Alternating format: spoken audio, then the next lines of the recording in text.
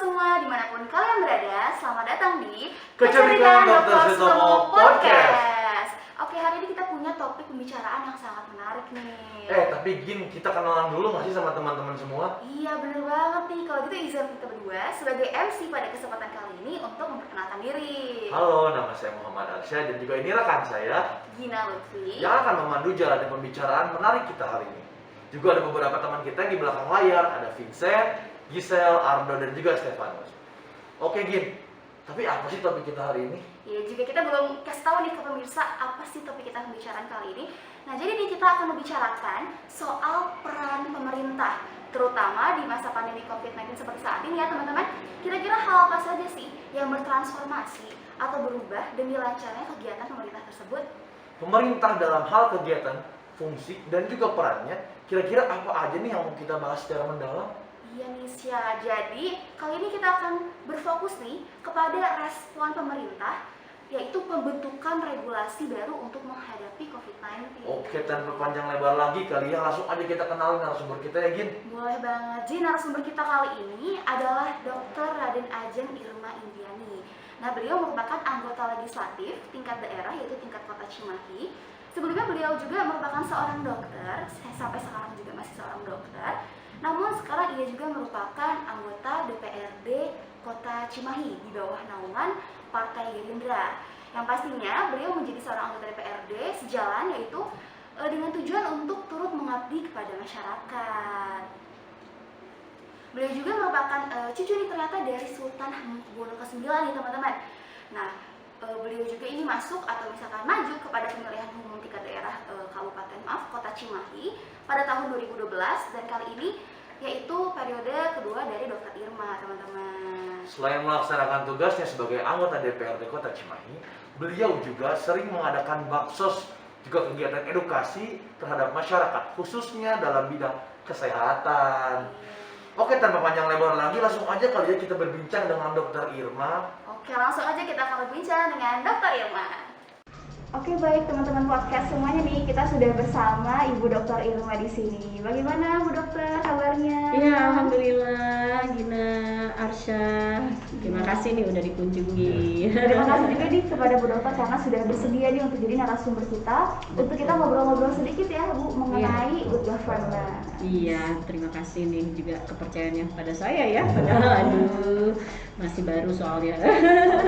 Oke, kita langsung bincang-bincang aja nih ya. Mungkin Arsya ada yang bertanyain nggak nih ke Bu Dokternya? Jadi gini Bu Dokter, aku punya pertanyaan nih dari teman-teman kita semua nih. Mau menanyakan bahwa apa sih tugas pokok dan fungsi dari DPRD itu sendiri itu apa? Ya, 3 fungsi kita ya sebagai legislatif, ya kan. Itu diantaranya fungsi budgeter. Budgeter itu bagaimana pemerintah kota atau pemerintah kabupaten itu anggaran atau dana APBD-nya itu bisa di breakdown sesuai dengan rencana kerja tahun anggaran tersebut dan juga jangka pendek, jangka menengah, jangka panjangnya. Kemudian juga mengawal visi misi dari kepala daerah tersebut dan juga apa yang menjadi kebutuhan dari masyarakat kota tersebut atau kabupaten tersebut. Fungsi budgeter itu ada pada kita sebagai dewan.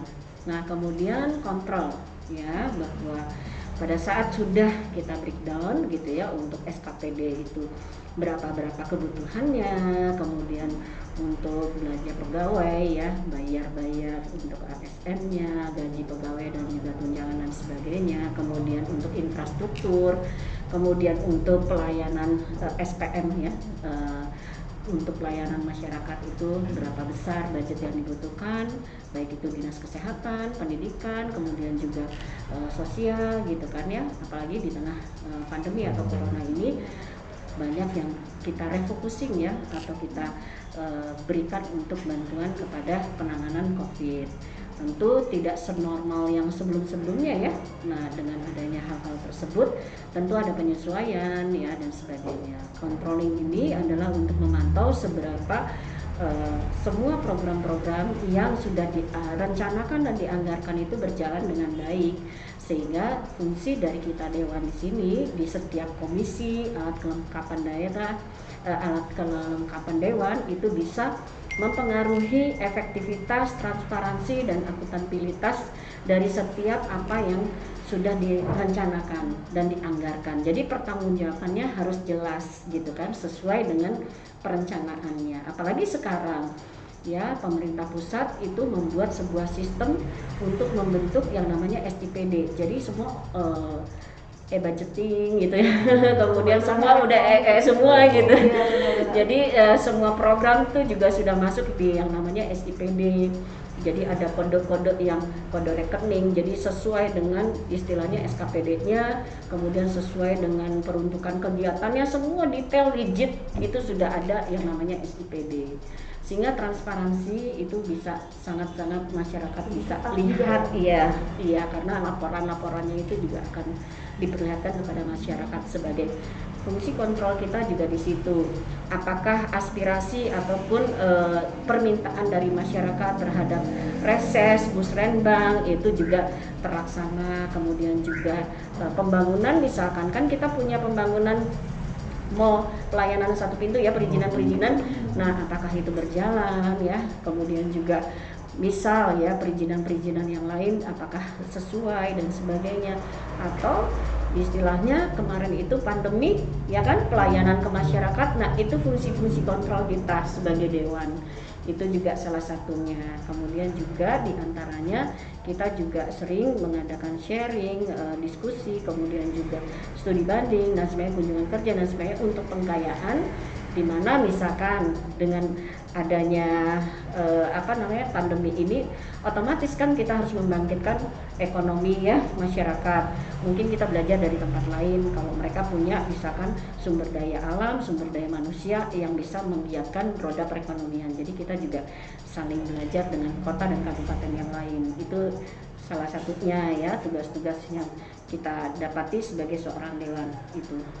Jadi tadi ada fungsi controlling, budget juga ya, dan semuanya itu harus sesuai gitu. Ya, kemudian ada fungsi satu lagi yaitu legislatif ya, atau perda ya, perda. Nah, gitu. Jadi kita ada badan AKD itu alat kelengkapan dewan, diantaranya Bapemperda, yaitu badan untuk membuat peraturan daerah ya, di mana perda-perda itu juga lahir, ada yang dari inisiatif DPRD, ada juga yang dari Pemkot gitu ya, dari pemerintah. Nah barulah itu untuk menaungi, bisa ada perwal juga nantinya ya, kebijakan-kebijakan kepala daerah yang lain. Nah jadi itu semua juga menjadi satu kesatuan dari tugas sebagai seorang DPRD. Hanya tinggal di mana dia ditempatkan. Kayak misalkan saya saat ini di Banggar ya, Badan Anggaran, kemudian saya juga di Komisi 4 DPRD, yaitu mengurusi bidang bermitra dengan Dinas Pendidikan, Dinas Sosial, Dinas satu lagi itu Dinas Kesehatan, kemudian bagian Kesra, kesejahteraan ya. Jadi itu tinggal di setiap komisi bermitra dengan SKPD yang mana gitu. Itu 3 fungsi ya teman-teman, tadi ada budgeter, ada legislatif juga nih yang akan kita bahas di dalam mungkin ya Bu ini. Nah mungkin nih kita juga sudah merasakan gitu ya Bu ya, ada COVID-19, semuanya berubah gitu. Betul. Kalau pendapat Ibu sendiri nih mengenai COVID-19 ini kira-kira bagaimana gitu Bu? Apakah dalam fungsi legislatif ya teman-teman, apakah ada peraturan-peraturan yang muncul mungkin dari adanya COVID-19 ini? Iya, tentu sangat banyak ya, karena sangat mempengaruhi besar terhadap sendi-sendi kehidupan kita, baik berkehidupan sehari-hari maupun berkehidupan negara ya, karena global ya terjadinya, namanya juga pandemi ya gitu, dampaknya sangat terasa oleh kita karena sudah berjalan selama 1 tahun lebih ya, dan tentu ini sangat mempengaruhi besar karena adanya yaitu tadi pembatasan ya, physical distancing, kemudian prokes yang kita harus pakai masker dan sebagainya. Jadi kalau hikmahnya ya akan kita ambil adalah sekarang orang aware terhadap kesehatan. Dulu mungkin kita istilahnya ya abai ya, maksudnya cuek aja gitu, ada mungkin kayak kasus-kasus bencana-bencana kesehatan yang lain ya gitu. Tapi bencana kan lebih banyak biasanya kita di alam, tapi kalau bencana kesehatan kan memang yang paling dahsyat baru yang sekarang kan gitu ya. Sementara nggak bisa diisolir ya, sangat nggak bisa. Dan terutama yang sangat berdampak besar juga bidang kesehatan adalah tenaga kesehatan yang juga terdampak sangat babak belur ya dengan adanya COVID ini. Kita belajar bareng gitu loh, maksudnya nggak ada yang pinter kan di sini, nggak ada yang kita studi banding dulu, nggak ada yang kita tanya dulu, nggak. Semua seluruh dunia itu mau yang negara maju, mau yang negara terbelakang, yang menengah, yang berkembang, semua sama baru kan. Nah, jadi tentu ini menjadi suatu, di sisi lain suatu pembelajaran yang besar bagi kita yang masih ada saat ini. Salah satunya adalah hikmahnya yang pasti akan kita ambil, bahwa disinilah maksud Allah terhadap bencana ini bagi kita yang masih ada adalah sebagai pengingat satu, ya kan, bahwa Allah itu ada dan yang menentukan itu Allah, ya kan.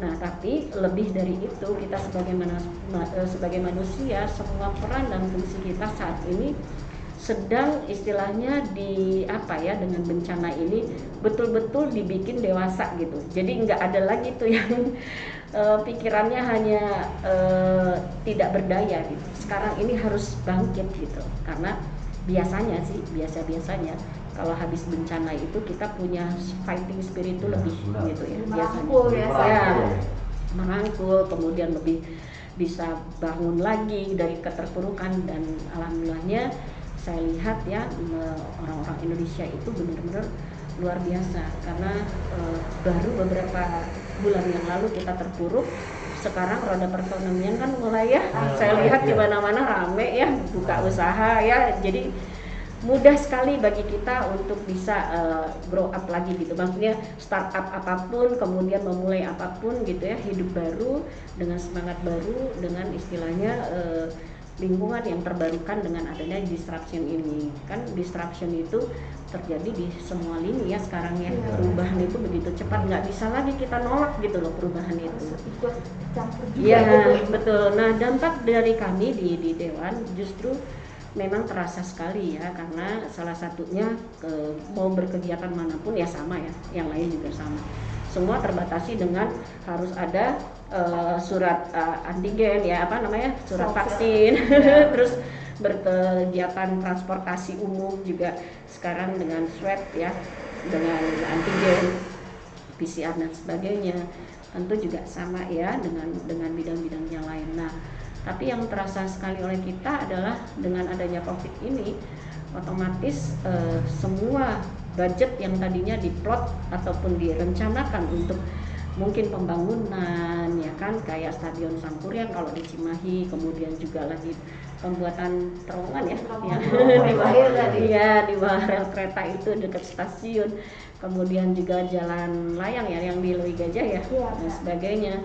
Nah, otomatis kan banyak juga yang istilahnya karena refocusing tadi ya, kemudian di semua inilah banyak yang tidak bisa terbayarkan sekarang karena tersedot untuk yaitu bantuan sosial untuk mengatasi dampak sosial dari pandemi ya, dampak kesehatan dari pandemi ini gitu kan. Jadi hal-hal itulah yang membuat tentu akan sangat berpengaruh sekali dengan kondisi keuangan yang ada di Pemkot ataupun di kota tersebut atau kabupaten tersebut. Jadi fungsi kami di Dewan ini adalah bagaimana salah satunya memastikan kesiapan dari Pemkot sendiri untuk menganggarkan yang tepat sasaran, yang betul-betul dirasakan oleh warga masyarakat. Sebagai contoh, dampak yang sekarang sangat-sangat kita bisa lihat adalah satu, angka pengangguran tinggi. Di Cimahi ya, di Cimahi itu kan hampir sebagian besar daerah selatan itu adalah pabrik kan. Iya benar, kalau Lewi Gajah itu pabrik. Ya, Lewi Gajah, Utama, terus Melong ya, daerah sana kan. Nah, itu adalah pabrik. Nah, kemudian banyak buruh yang kemarin itu kan juga dengan menghadapi tahun 2022 itu mereka menuntut supaya tidak ada PHK atau mereka jangan sampai terpengaruh, terimbas dan sebagainya. Kenaikan upah gitu ya, dan minta 100 mungkin 200 ribu untuk mereka bisa naik gitu, mengingat kebutuhan kan naik ya gitu. Nah, kita di Cimahi itu angka pengangguran tertinggi di Jawa Barat ketiga ya, 37.000. Jadi saya ingat betul waktu dulu saya masuk ya dilantik itu tahun 2019 lalu itu masih di kisaran 17.000. 2 kali lipat berarti Ya, lipat, setelah pandemi itu 37.000. Jadi ini Cimahi tidak punya SDA, sumber daya alam nggak ada. Iya benar. Kita wisata alam apa gitu kan, semua baru desa wisata ya, baru kita giatkan yang di Cironde misalkan, terus kemudian ada di mana lagi. Tapi itu tidak cukup mampu untuk membuat berdaya masyarakat, karena itu kan ibaratnya apa ya, hanya kampung adat ya gitu, bukan alam. Nah orang kan banyak yang wisatawan itu melihatnya alam, ya alam apa ya kan, ya atau misalkan gunung apa, sungai apa ya kan. Nah ini kan kita di Cimahi nggak ada. Hampir rata yang namanya alam gitu ya bilangnya Cimahi, padahal ternyata udah ke Lembang. udah ke arah KBB. Jadi inilah yang membuat salah satunya kita menangkap bahwa harus ada upaya dari pemerintah Kota Cimahi juga untuk yang namanya menggiatkan pemberdayaan masyarakat. Ekonomi kreatifnya harus kita tingkatkan, desa wisatanya harus juga, karena kalau desa wisata itu lahir dari masyarakatnya, ya kan, mereka punya sesuatu apa keunikan yang bisa ditawarkan, ya kan, dibangun dari masyarakatnya sendiri. Nah itulah yang didorong oleh kita. Tuh, kemudian juga yang berikutnya bahwa pandemi ini juga selain ke lapangan kerja juga otomatis ke arah bahwa dengan adanya PPKM pembatasan, banyak kan yang akhirnya juga rumah makan tutup, ya kan. Orang mau mulai usaha startup lagi gitu, misalkan untuk membuka sebuah usaha butuh modal besar, sementara kan modal kan dengan modal besar jalannya usaha tersendat, otomatis resiko, ya kan. Apalagi ya kemudian juga belum yang online ya, ojol ya kan, dan sebagainya. Tentu ini menjadi suatu yang harus dipikirkan besar. Nah pentahelik ya dari semua untuk sinergi kolaborasi, bagaimana caranya kita lebur ego bersama-sama untuk masyarakat Kota Cimahi, karena Cimahi itu kalau buat saya cimpernik ya, jadi kecil gitu loh, kecil gitu. Kalau kita di Jawa ya, Degina mungkin tahu kayak ndok ceplok gitu ya. Jadi kuningnya Cimahi, sekitarnya yang putih gitu ya, itu Bandung Selatan, Bandung Barat, Kota Bandung gitu ya. Kompleks Cimahi ya, tapi padat banget ya. Jadi kita hanya 40.000 meter persegi ya luasnya, dengan hanya 3 kecamatan, kurang lebih 600.000 jumlah penduduknya, yang terpadat itu di Cigugur. Jadi kalau boleh dikata dengan adanya kesenjangan ekonomi atau istilahnya banyak yang pengangguran ya gitu, tidak terserap dunia kerja, tentu ini menjadi PR besar, karena dikhawatirkan karena kita nggak punya penyerapannya banyak gesekan ya, karena padat gitu, setiap gang, setiap ini kan ada banyak sekali bertetangga dan sebagainya ya gitu. Nah sehingga ternyata betul konflik KDRT, kemudian angka perceraian juga tinggi. Lagi dari COVID ini makin kompleks sekali karena ada di PHK mungkin suami. Ya, dan juga kan akhirnya semua di rumah. Keluarga yang tidak siap mendidik anak-anaknya yang selama ini. Jadi di sisi lain bapaknya lagi kerja, anaknya juga butuh kuota gitu ya. Kalau selama ini kan masing-masing ya, bapaknya udah ninggalin kerjaannya di rumah, tinggal urusan ibu dengan anak. Kalau sekarang kan jadi satu gitu, 4 bulan kita gak kemana-mana kan waktu itu, di rumah terus gitu. Nah inilah pertaruhan dari keharmonisan warga. Tapi ya alhamdulillah ya, kita harus bersyukur karena masih banyak orang-orang yang tetap produktif ya, masih tetap banyak orang-orang yang hidupnya produktif, sehat, positive thinking untuk move on, bangkit gitu kan, kemudian berdaya. Nah ini yang harusnya bisa kita dorong bersama di sisi regulasinya nantinya, kebijakan-kebijakannya nantinya gitu ya. Dan saya lihat memang Pemkot ini sudah luar biasa menangani COVID ini. Yaitu satu, kita termasuk penggiat vaksin ya. Sampai sejauh ini kita sudah 80% gitu ya. Dan sebagian besar kita itu banyak malah yang tadinya awalnya ragu dengan vaksin, sekarang mereka di mana-mana karena gencarnya pemerintah Kota Cimahi bekerja sama, kemudian juga turunnya dari DPR RI sampai DPR provinsi, bahkan kita DPRD juga menginisiasi juga di tempat-tempat kita sendiri. Bahkan waktu dulu awal saya dengan Dinkes itu waktu itu masih susah-susahnya orang untuk mau divaksin. Nah ternyata di saya membludak orang minta divaksin karena saya edukasi gitu. Sangat-sangat apa namanya menarik. Iya, karena bawaan Bu Dokter Irma ini. Iya, karena dari orang yang takut menjadi mau gitu loh, karena saya bangun kesadarannya bahwa lebih besar manfaat vaksin daripada mudaratnya. Jadi keraguan mereka nggak ada, mereka malah berlomba-lomba minta divaksin. Nah itulah waktu awal-awal sampai berapa, hampir kurang lebih 3.000 orang yang akhirnya terlist oleh saya untuk bisa divaksin. Dan alhamdulillah dapat kemudahan dari Dinkes dan juga berbagai, sampai waktu itu juga dari gereja ya, GPIB itu minta juga gitu. Saya bilang ada, boleh silakan kasih link. Polres juga waktu itu, ya banyak lah yang kerjasama, Cimahi Mall juga. Jadi banyak pekerja-pekerja yang juga saya bantu untuk bisa mendapatkan vaksin. Karena betul sebelum regulasinya keluar saya udah bilang nanti kemudian hari pasti dibikin peraturan gitu. Ternyata betul. Jadi saya udah feeling waktu itu, nanti daripada dipaksa untuk vaksin dengan adanya regulasi mending sukarela, saya bilang gitu. Dan alhamdulillah ternyata betul. Nah kemudian juga upaya diantaranya dari pusat juga kan ya menghimbau ya untuk istilahnya PPKM-nya dari level 1, 2 sampai 3 dan sebagainya bertahap.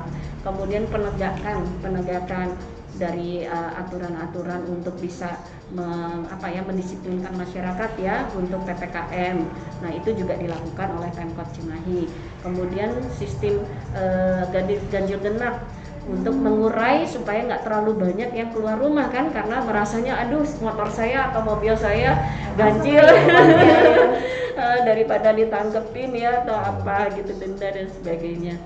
Jadi banyak hal-hal yang diterapkan ternyata tepat gitu loh istilahnya, sehingga kita juga bisa secepatnya ya tidak berlama-lama di merah gitu ya, tapi kita ke kuning kemudian bertahap akhirnya hijau gitu istilahnya. Nah kalau gitu ya teman-teman, sangat kompleks sebenarnya jadi anggota dewan. Apalagi nih belakang Bu Irma ini sebagai dokter juga. Iya. Kemarin sudah menjelaskan juga tadi bahwa kemarin sempat mengadakan vaksinasi, juga ada kegiatan-kegiatan lain. Mungkin Arsha nih terakhir nih mungkin mau ngobrol apa nih Arsha nih? Pertanyaan terakhir dari saya nih Bu. Iya. Perasaan tadi baru satu deh. Terakhir nih.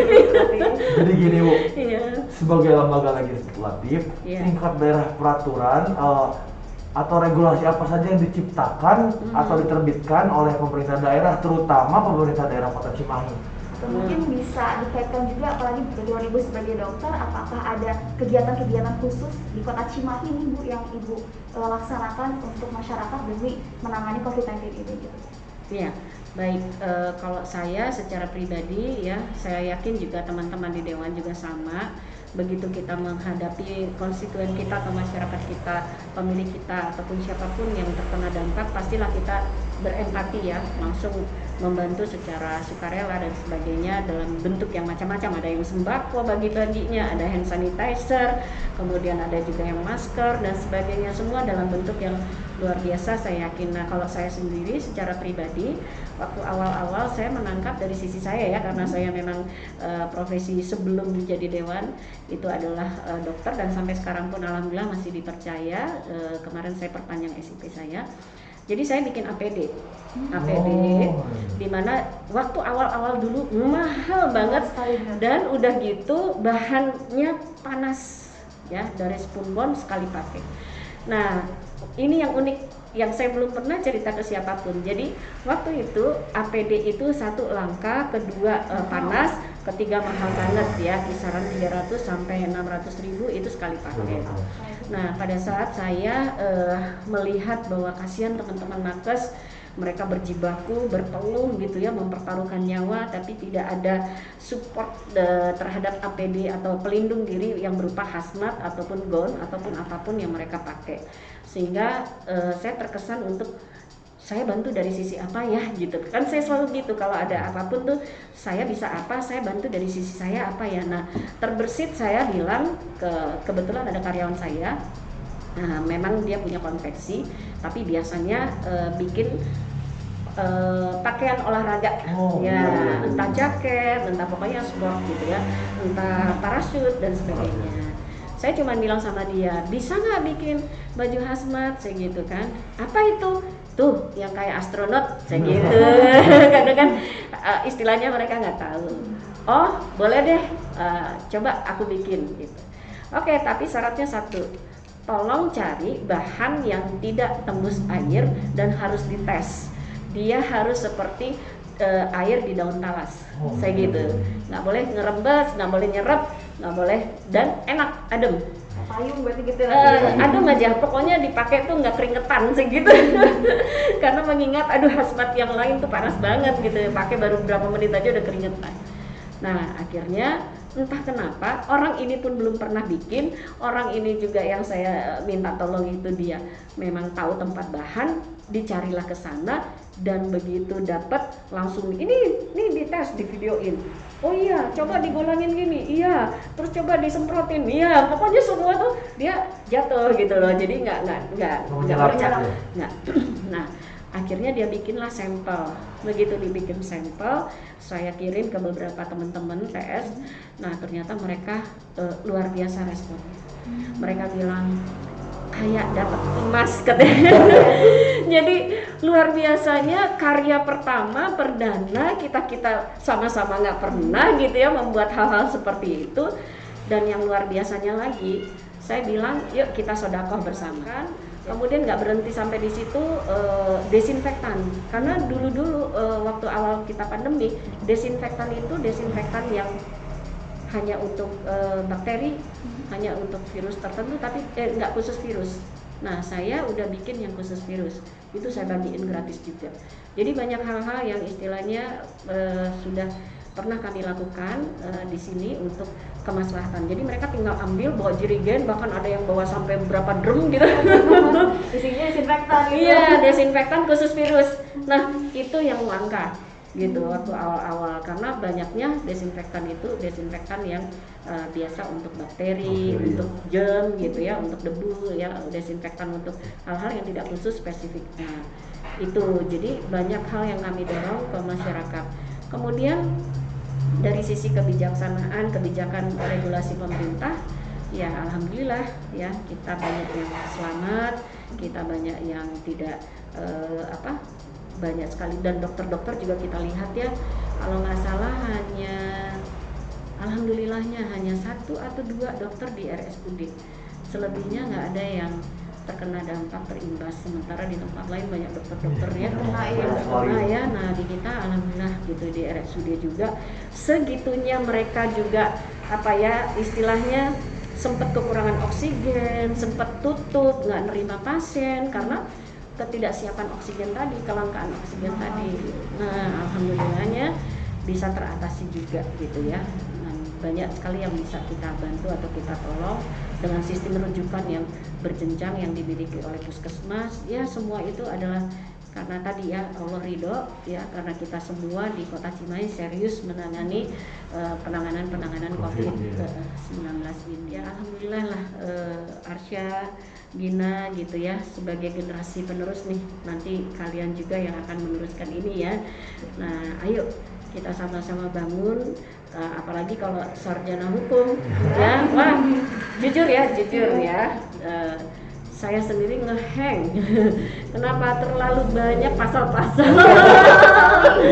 Jadi kalau di dewan itu, kalau dari background sarjana hukum enak banget, saya aja sampai menghayal, aduh kalau sarjana hukum mungkin enak baca peraturan-peraturannya ya, peraturan daerah kayak misalkan yang sudah kami inikan ya, peraturan yang intinya untuk pelayanan masyarakat, misalkan dari sisi kesehatan ya, itu ada tentang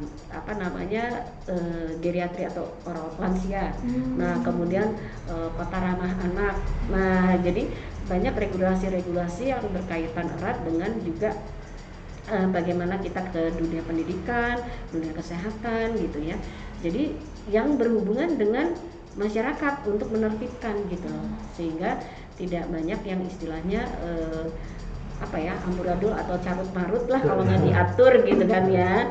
Nah, seberapa sebenarnya tinggal kembali lagi, terkadang karena perdanya banyak ya kan, regulasinya banyak, kadang-kadang sosialisasinya kurang. Nah, Kurang ya, benar. ya kalau ada kejadian baru lihat Ya, biasa.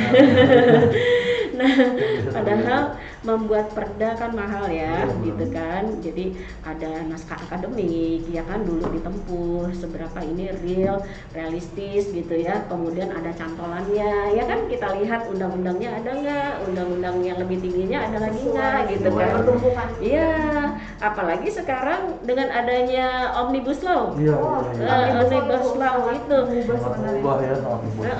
Nah, itu kan juga sesuatu yang harus kita terus-menerus penetrasikan ke masyarakat ya, maksudnya edukasi juga, kemudian juga ini karena dipepatkan kan istilahnya beberapa peraturan-peraturan kan. Nah, tidak ngerti bisa jadi ambigu gitu. iya benar. Dan saya lihat kalau di sini bahasa hukum itu kan detail ya, sedikit aja kata berbeda maknanya berbeda juga, kemudian yang bacanya juga latar belakangnya jadi ini kan sudut pandang banget gitu kan ya. Nah, kalau misal ya, mohon maaf ya, sudut pandang dari tamatan Unpar dengan sudut pandang dari Unpad atau yang lain beda lagi karena memaknai kata kata per kata kan gitu loh. Nah, ini yang saya rasa sangat-sangat rentan kalau kita sendiri sungguh-sungguh di dalam DPR-nya juga dalam pembuatannya itu tidak sungguh-sungguh jeli melihat ini. Karena kadang bahasanya ketinggian, ya kan? Tidak implementatif, ya kan? Sehingga terlalu ngawang gitu. Istilahnya nggak bisa diimplementasikan, nggak bisa dijalanin gitu loh misalkan. Nah, ini kan juga kita suka juga sharing, diskusi, bahkan mungkin kalau misalkan banyak sarjana hukum yang ada juga kita bisa dapat banyak pembelajaran dari situ gitu kan, karena acuannya kan kita negara hukum ya gitu loh. Jadi setiap ada apapun cantolannya ada nggak, kok bisa kita mengeluarkan anggaran atau budget segini dari mana gitu kan, aturannya dari mana. Nah, itu kan nanti ada SK Menteri, SE gitu kan, surat edaran, kemudian ada juga dari Kementerian Keuangan ya peraturannya, kadang-kadang antar lembaga gitu, satu sama lain berbeda.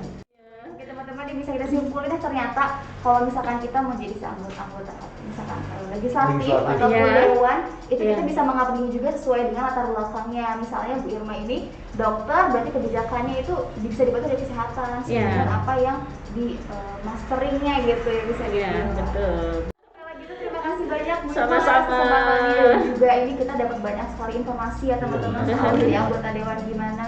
Mungkin Ibu setelah ini sibuk nih Bu Irma, kalau begitu kita langsung akhiri saja podcast kali ini dan sampai jumpa di podcast selanjutnya. Terima kasih. Gak kerasa ya Gin, sampai juga kita di akhir podcast bareng Dr. Irma. Iya, sebelumnya kita ingin mengucapkan terima kasih nih kepada Dr. Irma yang telah hadir dan juga bersedia untuk memberikan ilmu dan pengetahuannya, serta juga mau nih sebagai pembicara dalam podcast kita kali ini. Oke teman-teman semuanya, sekian podcast kita kali ini. Terima kasih ya teman-teman yang sudah menonton dan juga mendengarkan podcast dari Kecerdikan Dr. Sutomo. Saya Muhammad Arsya dan rekan saya Gina Lutfi, beserta rekan lainnya di balik layar mengucapkan terima kasih dan pamit undur diri. See you!